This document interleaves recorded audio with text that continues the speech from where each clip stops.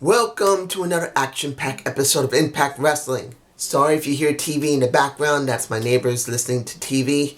Well, not listening, watching TV. They got nothing else better to do, they can't go to work.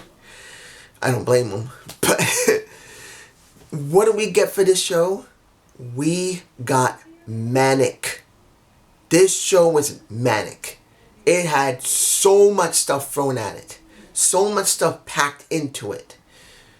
A lot of it was filler, a lot of it was interesting, a lot of it was bad decisions, and a lot of it was good decisions. So the opening, well, we got like 2 matches for the Impact #1 contendership for the World Heavyweight Championship. Now we got, I admit, I missed part of the Hernandez Madman Fulton match. I did miss it. I had forgotten what time it was, and I missed about 10 minutes of it. But I did manage to catch the last parts of it.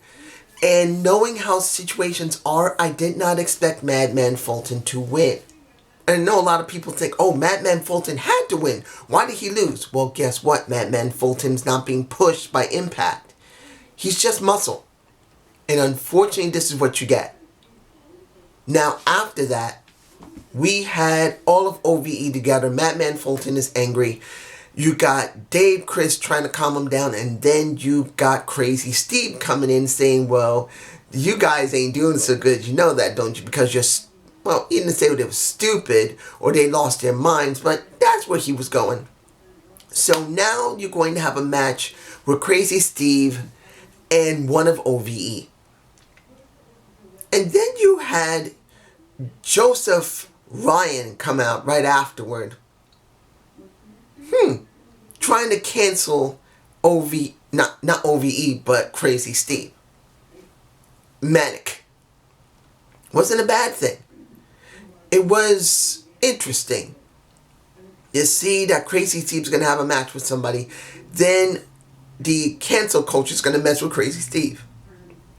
Probably after that. At least it's something. Now, we had a women's match. We had Kylie Ray versus Tasha Steele from NWA. See it like this. You got one former...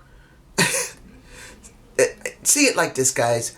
You have 2 performers working in Impact Wrestling. That was one from Raw and one from NWA. And if you don't know what Raw is, Reality of Wrestling. So Reality of Wrestling going against NWA, and guess who lost? Now, here's the thing. I kind of wished that Kylie Ray did not go up against Tasha Steele. I'd rather have seen Tasha Steele go up against someone else who's working on Explosion instead of that's if there's anybody there. Because, see it like this. Whoever they have on hand to do these shows is what they're going to have for a little while. So I'm sure Tasha Steele is going to be shown again, and obviously Kylie Ray is going to be shown again. Now, did they have a good match? Yes, they did. They both had a good match. They both got good chemistry. And in the end, Kylie Ray won. And then we see again Susie interacting with Kylie Ray. I don't know where they're going with that. And eventually it's going to be Kylie Ray dealing with Susie. But the question is how they're going to book it. Because this is the one thing I did see with this show. The booking of story. Because this isn't just booking up a wrestling match. You can easily book someone to lose, someone to win. The storytelling is going to be the question. How is Kylie Ray going to be given a story with Susie? Because Susie still hasn't dealt with... Understand. She still hasn't figured everything out with Havoc. She still hasn't done everything with Rosemary. And I know people can say, well, they've already done it. No. Because they haven't truly settled it, because the Undead Realm still exists. I'm sorry. Just because we got rid of Father Mitchell does not mean the big boss isn't still there. So that's still going to be a possibility. Now, another match. Havoc versus Kimberly. I actually combined it. Kimberly. And then Navia. I'm mispronouncing the name. I'll get it eventually once I see her more often. This, I felt, was rushed. I'm not going to lie. Kimberly should have had more time to build up a story. Look, we've been told they have a story between all three of them. We have not seen Kimber. Now, I wanted to see more of a story with her. More of a story of Havoc. Why they don't like each other. It would have been better to build this up over a couple of weeks. I understand they've been taping the stuff. But it's not about the taping. Not about the taping without anybody at ringside. Where I'd rather see the AEW approach. Where they got heels and faces lined up on the outside. So at least they'll have the feeling of fans. That's the best way to do it. I'm not saying it's perfect, but it's the best way to do it. But taking that out of the equation, why are they rushing this? And I understand that people are going to say, well, the match wasn't bad. Kimberly won because she had to use brass knucks. You got Navia at ringside. Both the women saw her. What's the problem? Well, the problem is that right now, we need more storytelling. We need more of storytelling to stretch this, because if they're not careful, they're going to burn through whatever they're doing right now. And yes, they're going to keep recording.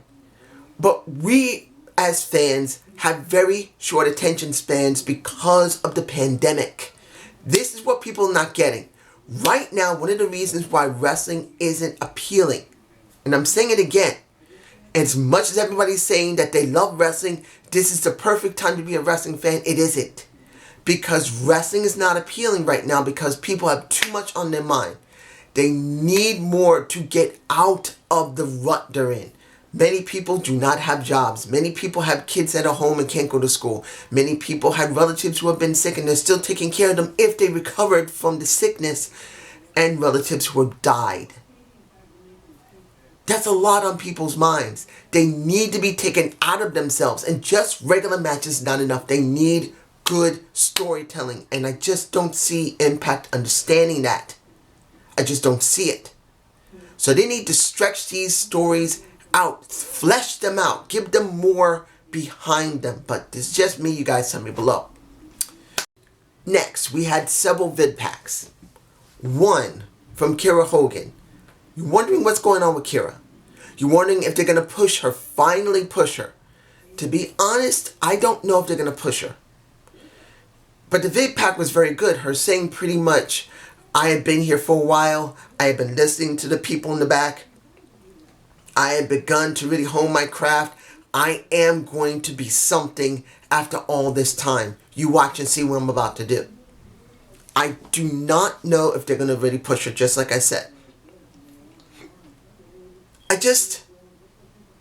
It feels like filler. Because they did this with Killer Cross. And I know people are not going to believe this, but listen to my words. Killer Cross was given similar video packages. Killer Cross was given a certain type of work, but it never led anywhere. And understand, I'm not against Kira Hogan staying in Impact. But I'm going to be honest here. She needs to leave Impact Wrestling when the pandemic is over and availability on different wrestling promotions is out there. I'd rather see her go to NWA. She must go to NWA. She will be a better fit there. They can work on the character there. She can work on the mic skills there. And she could wrestle. I do believe that's the best place for her. Where she'll go will probably be AEW. But and I'm saying this, if they do push her finally, and she gets the title and she gets storylines, I'm fine with it. Because finally they're doing something with her. Instead of her just being an added extra in everybody else's storyline, she will have her own storylines. But if they're doing nothing with her, gone. She needs to leave. That's the end of it. And if anybody doesn't like it, tell me the reason why she needs to stay when she gets nowhere. And I repeat this again. As much as people are going to say we need to build the knockouts. Well, guess what, buddies? The knockouts are not going to mean anything if the knockouts who are prominent don't get real storylines, because Kira's been there long enough that she could do something. That she needs to be promoted. She needs to have storylines. She needs to gain the damn title eventually. And if she doesn't get any of that, how are you pushing the knockouts? Tell me. Because as much as you love her, and I love her myself, she ain't getting nowhere. So let's move on to my favorite segment. The North and Super Jobbers, the return. I know I'm doing the Superman thing. Why not? You got another set of jobbers. You got the Iceman announcing, and well, let me back this up. You have Ethan Page telling Josh Alexander, and Josh is sick of this. He wants to really wrestle and kick someone's ass. That's Josh. He's not a joke. He wants to be Wolverine. So, as you can see in my face, they were standing around and the Iceman saying, I looked long and hard after Ethan Page put him over. And I said, I found you competition. I know you're sick of this. I got you strong competition. And the goobers appear. They don't even last 2 minutes. One of them gets kicked in the face so quickly, Ethan is shocked. And Josh is pissed. And he's trying his best. And this is Ethan to try and make this last longer than it was. And it reached the point where he had to pick up the goober, one of the goobers, and let him kick Josh in the face with his own boot. You see it in my face. It was that stupid. In the end, they lost.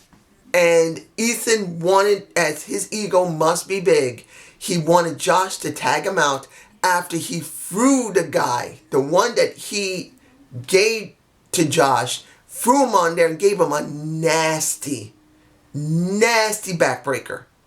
That sucker was evil. But then he still had to get the pin. It's stupid, but it's still funny.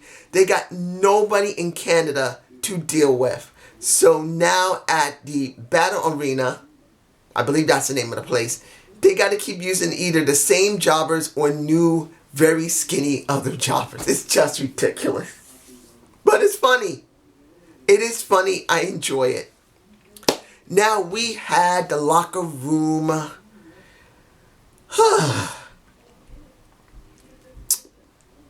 Let me put it like this. The locker room segment. With Shamrock, with Madison, and with Swinger. What are they doing with Ken Shamrock? What are they doing? He's gone through Moose. He's gone through, well, essentially speaking, he destroyed Swinger. He's gone through Moose. He's gone through Ryan. He's gone through Sammy. What are they doing? Now, with him explaining what happened, just like I said, when Madison was talking and telling Swinger to get out of there because of what Swinger did, taking a crap in his bag, he don't want him around, he pretty much says he's going through everything. He's going to get the Impact Wrestling Championship. He's getting it. I'm just like, you're going to throw Elgin at Shamrock? Because Shamrock got hit, I don't have the shot, but Shamrock got hit in the head with a bat by Elgin, who also talked earlier in the night saying, you guys are actually doing a tournament. Are you kidding me? I am the only one available. He doesn't say this in all words, but he says, I'm the only one available. Instead of giving me the damn title or leaving me as number one contender, you're now doing a tournament? Okay, I'm taking people to the hospital. I'm destroying them, and this is what he did with Shamrock. And unless Shamrock gets destroyed, we're about to see a stupid move by Impact because of what we saw later. And this is Sami Callihan. Sami, who will be facing Elgin next week in that next number one contendership. I am angry because you had Shamrock beat a Sami when you had Rebellion. It doesn't matter if he passed out or not. You should never did it. Now you're beginning to build something up with Shamrock and Elgin. And I don't agree with this. I do not believe this is the wisest thing to do. You didn't make a good decision when it came to Shamrock and to Callahan. Now you're going to do this again with Shamrock, with Elgin, because what? You don't have Tessa here because she's still in Mexico? I do not agree with this. I do not agree with it. I think this is a bad move. This is my point of view. I'm sure people are liking it, but I'm telling you now, this is a bad move. I'm just saying. The next tournament match, Raju versus Trey. And I don't understand this decision. The match itself was good. But you literally gave a shot to Trey of the Rascals, who has been beaten not once, not twice, not 3 times, 4 times. You can easily say that Ace Austin, either in a tag, you could say like 6 times, 5 to 6 times, where Ace Austin has pinned or beaten the crap out of Trey. He beat him 3 times in singles. He beat him at least 2 times in tag. And now, where Raju, who is by himself, who you would think there's no more Depsy Hit Squad, you got to do something with him. Why not let him have a run at trying to become legitimate? Not saying he has to go up against Tessa, but at least show that he can do something. He's been there 3 years. I liked him because he used the name Zayn. But they've done nothing with him. He's been comic relief with the Depsy Hit Squad. That's what it's been. For Raj, he's the comic relief between Gamma and Raj in the Depsy Hit Squad along with Muhammad Ali Shira. He's been the comic relief. But now he's not acting as comic relief. He's being serious. But in the end, you make him job. He gets pissed like hell. And I wouldn't blame him if he was legitimately upset about this in real life. Because after all this time, what are you going to do with me? I've been the comic relief all this time. Maybe I might have liked it at one point, but give me something to do. I'm just saying. Now, Rosemary and her tarot cards and Jana Bravo. I'm like, what is this? Rosemary isn't doing anything. She's not trying to get back at the undead realm. She's not doing anything with Happy. She's not doing anything with Su Yung. She's not doing anything with...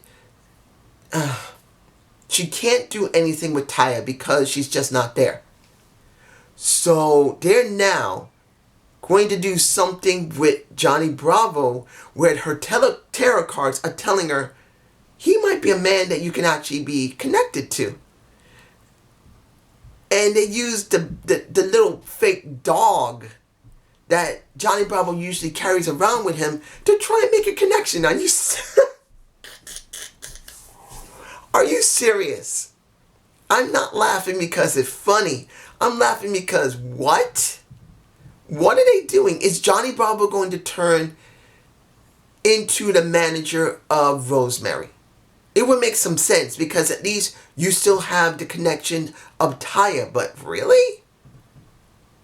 Isn't that kind of scraping the bottom of a barrel right there? And I'm not taking anything away from Johnny Bravo. He's been doing a great job as a manager. And I don't hate Rosemary. I still love the woman.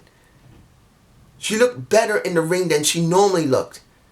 So you're sticking these two together with no story except tarot cards, a fake dog, and the connection loosely with Taya Valkyrie. Yeah, my face. Okay. Cody Deaner. Now, I have not mentioned him in the last couple of weeks because there wasn't really any interest in mentioning him. But they're still pushing this self-isolation when he's trapped by himself in the wilderness, not far from some guy that gives him the damn bird. You see him in my face. Wrestling a bear. A teddy bear. Just, what? This is just a Manic show where they just throw everything in the kitchen sink just to keep you guys interested. And you know what? As stupid as some things are, I didn't mind it. It was funny. It was not a bad thing to see him do something in self-isolation, keep himself busy, trying to do Pilates, and he almost trips and falls and then gets tangled up in a tree. He gets tangled up in tree leaves and tree branches. He gets tangled up in a damn tree. as stupid as this is, it makes sense. I'm just saying. Let me see. Am I forgetting anything? I want to make sure I don't forget anything. And if I do, I'm sorry. Okay. We now have Moose versus the Suicide for the TNA World Heavyweight Championship. Now, Moose had to demand the ring announcer to get back into the ring and announce that this is a TNA actual match. And that the one who's holding it is Moose. Now, you got Madison Rayne trying to back up Moose. You got Josh trying to say this isn't legitimate. No one brought the title back. It was an inactive title. And I gotta say this. Their banter between each other sucked when it came to trying to legitimize Moose as the TNA champion. When they went away from it and started arguing between each other and actually playing with each other, it was more interesting and enjoyable. It was. I'm sorry, guys. If you don't mind it when they were trying to do it, fine, more power to you. But to me, it just didn't work because it was too heavily scripted. When it came to Madison, she just felt forced. When it came to Josh, it felt forced. But when they stopped doing it and just played with each other, when they mentioned Moose a little bit and mentioned Suicide a little bit, and they started playing off of each other because Josh is messing with Madison. Madison's messing with Josh. Nothing about trying to legitimize the title. It was more enjoyable. In the end, you got Moose winning by a low blow to the gonads. I'm alright with this. Moose is champion. But, and I gotta say this truthfully, I want someone from the back to come out and say, Moose, you have no right to that belt. We cannot keep letting you do this.